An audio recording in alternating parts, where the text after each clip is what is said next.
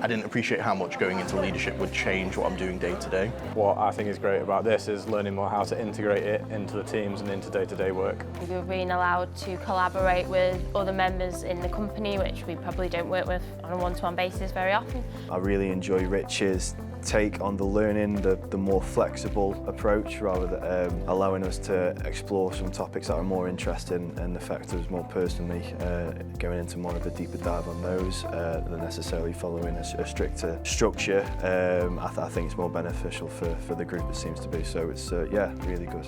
I've got a lot of tools now that I can take away and use to actually understand the people around me. Opening the communication loops and feedback loops with my team to help establish an adult-to-adult relationship. Sometimes I think we lack that because we assume things, and rather than assuming, we should just have that open conversation and ask, how do you feel about this? I want to get to know my team better and understand them. I think I'm a relatively new team leader, and I think I've kind of come in and measured everybody by my measuring stick, but we're not all working from the same point. So yeah, I want to better apply what we've been learning to get to know them better.